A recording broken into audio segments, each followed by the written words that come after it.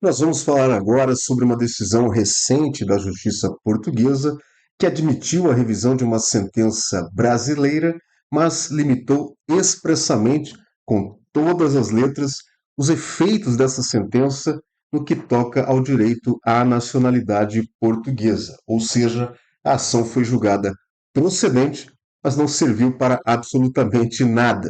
Este caso merece toda a nossa atenção porque pode representar uma nova postura do judiciário português diante das decisões do Brasil, em especial neste campo da nacionalidade. E, se a tese prevalecer, este pode ser o fim, ou pelo menos o esvaziamento da ação de revisão de sentença estrangeira em Portugal no contexto da nacionalidade.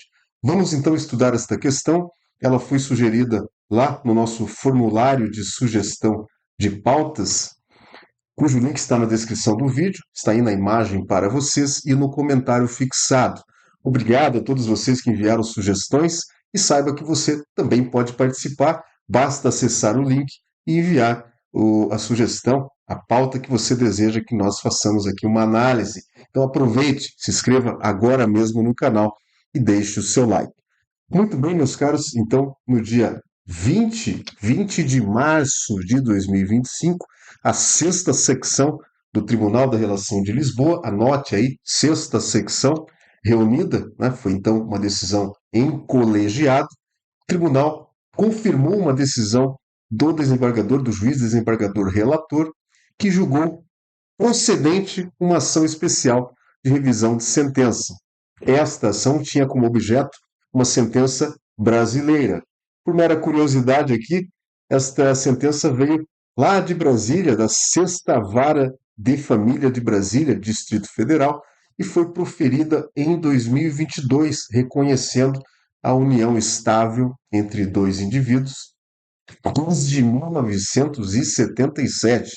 Veja, portanto, que um longo período de união acabou por ser reconhecido pela justiça brasileira. Até aqui, nada de novo, nenhuma novidade, apenas mais um dia normal lá na Rua do Arsenal, em Lisboa, Tribunal da Relação de Lisboa, com uma revisão de sentença brasileira julgada procedente. Mas, de forma inédita, surpreendente, inesperada, eu diria, o tribunal fez constar desta decisão uma ressalva muito importante, muito delicada, eu diria até polêmica. O tribunal fez constar da parte dispositiva da decisão que ela, a sentença brasileira, não poderia ser utilizada para fins de nacionalidade portuguesa. E adivinha, meu caro colega, qual era a intenção dos autores com esta ação? Claro, rever a sentença brasileira para apresentar posteriormente o pedido de nacionalidade ao companheiro brasileiro. Vamos observar então essa decisão? Observe comigo a parte dispositiva da decisão. Vamos fazer a leitura? Dizia lá então na decisão, que foi objeto aqui de conferência, né, o meio processual utilizado para levar a decisão monocrática ao colegiado é a reclamação à conferência. Então, por meio de uma reclamação à conferência, o Tribunal da Relação de Lisboa, sexta secção, em colegiado, confirmou que decide-se rever e confirmar a decisão, ressalvando-se, no entanto, que a mesma não implica o reconhecimento da convivência em união de facto, nem tem reflexos para efeitos de aquisição de nacionalidade portuguesa pelos requerentes. Vamos lá, vamos passo a passo compreender essa questão. Do que o tribunal estava falando aqui? Qual é a questão de fundo, meus caros? Vamos começar pelo artigo 3º, número 3 da Lei de Nacionalidade, que dá base a esta questão toda, né? Diz lá o artigo 3º, no número 3 da Lei de Nacionalidade, que o estrangeiro que, à data da declaração, vive em união de facto há mais de 3 anos com o nacional português, pode adquirir a nacionalidade portuguesa após ação de reconhecimento desta situação a interpor no Tribunal Civil. E quem vai regulamentar o número 3 do artigo 3º, claro, é o regulamento da Lei de Nacionalidade. que lá no seu artigo 14º, número 2, diz o seguinte: o estrangeiro que coabite há mais de 3 anos com o português, em condições análogas à dos cônjuges, independentemente do sexo, se quiser adquirir a nacionalidade, deve declará-lo, desde que tenha previamente obtido o reconhecimento judicial da situação de união de facto. Destaque aí, reconhecimento judicial da situação de união de facto. É apenas isso que diz o artigo 14º, 2 do regulamento. Ou seja, meus caros, isto significa que o indivíduo que mantém união de facto com cidadão português por ao menos 3 anos precisa ter uma decisão judicial que reconheça a união. O grande ponto, meus caros, é que a simples menção lá no número 3 do artigo 3º a tribunal cível, né? Esta menção que é feita, né, tem levado a interpretações sobre esse trecho da norma, tribunal cível, que dão origem a uma série de confusões aí na aplicação da lei, tá? E esta é mais uma delas. Esta confusão vem do Tribunal Cível. Vamos ler mais um trecho aqui da decisão para compreendermos isso. Aqui onde diz que a instauração do presente processo especial, atenção, não pode ser configurada nestes termos, que mais não se traduzem senão uma via expedita de contornar as exigências que o legislador nacional impõe em matéria de aquisição de nacionalidade portuguesa, ou seja, o tribunal aqui está dizendo que a revisão de sentença estrangeira está sendo utilizada como um subterfúgio, uma maneira de fugir daquilo que o legislador queria, né? Continuando então, porquanto, né, pela própria natureza do processo especial de revisão, o reconhecimento das sentenças estrangeiras é feito por via do exequatur, traduzindo um controle essencialmente formal, que é exatamente o inverso do que o legislador pretendeu com a lei de nacionalidade. Muito bem, então, meus caros. Traduzindo tudo isso, traduzindo em poucas palavras, o Tribunal da Relação de Lisboa entendeu que o artigo 3º, número 3 da Lei de Nacionalidade exige uma ação judicial com apreciação de prova e que isto não seria possível por meio de uma revisão de sentença estrangeira, que é um rito que não comporta produção de prova, é o chamado juízo de delibação, onde se analisam apenas os requisitos de forma e de compatibilidade com o ordenamento jurídico português.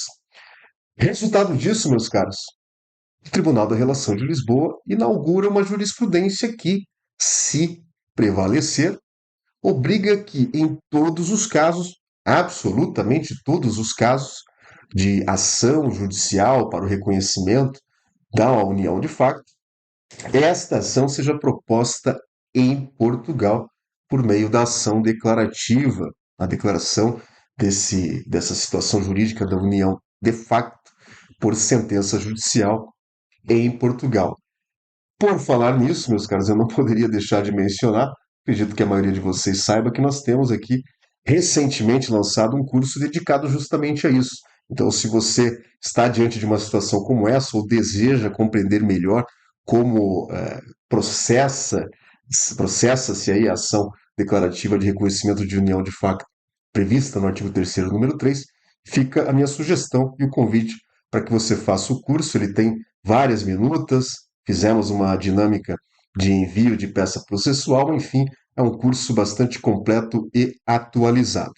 Voltando à nossa análise, então, meus caros, somente então, por essa via processual, por meio da ação declarativa de reconhecimento de união de facto, segundo a decisão que nós estamos analisando, é que seria possível satisfazer, né, o anseio do legislador. O que é um pouco estranho, né? A forma como o tribunal decidiu é, no mínimo, inusitada. Por quê? Porque a ação de revisão de sentença estrangeira é processualmente bastante limitada, como diz a própria decisão, e ela, o tribunal, né, só pode, então só deve julgar procedente o pedido se a sentença estrangeira estiver apta a surtir efeitos, a produzir efeitos em Portugal. E homologar uma decisão estrangeira retirando efeitos numa ressalva feita ali na parte dispositiva é algo pouco usual e que nós já veremos que pode ter sido, é uma hipótese, né? E pode ter sido isto uma estratégia dos juízes desembargadores de Lisboa para superar um precedente do STJ que nós já vamos analisar aqui. Mas antes, veja o artigo 980 do CPC, é o que traz os requisitos para confirmação, né? Isso que eu comentava com vocês estava no 978, mas observe aqui os requisitos para confirmação. Temos as alíneas A até a alínea F, e se você der um print aí, estudar com calma estas alíneas, você vai chegar à conclusão de que efetivamente não dá para dizer que a decisão brasileira não cumpre os requisitos da homologação, né? Então, a sentença da Sexta Vara de Família de Brasília cumpre os requisitos aqui do 980 e merece homologação. O próprio Tribunal da Relação de Lisboa não discorda disso. Não discorda disso. Mas, se o tribunal verificou que com a procedência da ação não seria possível alcançar o objetivo que fundamenta a ação, ou seja, a nacionalidade portuguesa, talvez fosse o caso de considerar aqui ausente o interesse de agir, né, o pressuposto da ação, falando aqui um dialeto de processualista, né, mas o caminho talvez mais adequado seria extinguir o processo sem resolução de mérito, como nós sim falamos no Brasil, absolver a instância, né? Então, talvez acabar com o processo, né, prematuramente, sem analisar a questão de fundo por uso do meio processual inadequado ou algo nesse sentido, fosse mais pertinente. Foi exatamente o que aconteceu nesse precedente que nós já vamos observar. Mas, indo além, meus caros, na análise aqui deste acordo, quero trazer a vocês este trecho que diz o seguinte: olha, além de dizer o que disse o Tribunal da Relação de Lisboa, ainda disse a decisão que não cabe ao IRN, ou seja, não cabe às conservatórias, avaliar esta questão da união de facto. Perceba, vamos lá a leitura de novo. Exige-se que a averiguação da situação de união de facto, requisito para a aquisição da nacionalidade portuguesa, seja feita em ação própria, sendo esta averiguação e apreciação objeto de controle exclusivamente judicial, não estando sujeita a qualquer intervenção de autoridade administrativa. De novo, que a questão colocada no recurso é justamente que os autores não pediram a nacionalidade portuguesa por meio desta revisão de sentença estrangeira, pediram a revisão. E a ressalva, né, que é objeto aqui da nossa discussão, ela não veio no corpo do acórdão, mas sim no dispositivo, buscando dar a essa ressalva um efeito de coisa julgada. O problema, meus caros, é que o Tribunal da Relação de Lisboa, com esta decisão, está trilhando um caminho complicado, né? Isto não é de hoje, em matéria de revisão de sentença estrangeira para fins de cumprimento de requisitos para o procedimento administrativo de nacionalidade portuguesa, cada vez mais Portugal vem limitando os efeitos das decisões estrangeiras e, coincidência ou não, em todos esses leading cases que chegam ao STJ, as situações envolvem brasileiros e a justiça brasileira. E um exemplo disso, um bom exemplo disso, é que anteriormente, em setembro de 2022, nós tivemos um caso parecido, uma sentença brasileira que reconhecia a união estável, sentença judicial brasileira reconhecendo união estável, revisão de sentença estrangeira em Portugal, julgada improcedente. E houve recurso ao STJ. Eu vou mostrar aqui a vocês a decisão lá do processo 924/2022, que, por acaso, eu próprio fui o advogado que apresentou o recurso ao Supremo Tribunal de Justiça. Foi um caso no qual eu particularmente atuei. Veja o que diz, então, no processo 924/22. O STJ falou, então, o Supremo Tribunal de Justiça de Portugal. Olha só, saber se a referida sentença é idônea ou suficiente para que o requerente realize posteriormente a finalidade enunciada, ou seja, a nacionalidade portuguesa, é questão diametralmente distinta e sobre a qual não tem o tribunal de se pronunciar por extravasar o estrito objeto da presente ação. Com efeito, ainda o STJ falando, hein? STJ falando em 2022. Com efeito, na presente ação, é apenas peticionada a revisão e confirmação de uma sentença judicial, e não também a atribuição da nacionalidade portuguesa, sendo que, de resto, os requerentes poderiam ter omitido a finalidade pretendida.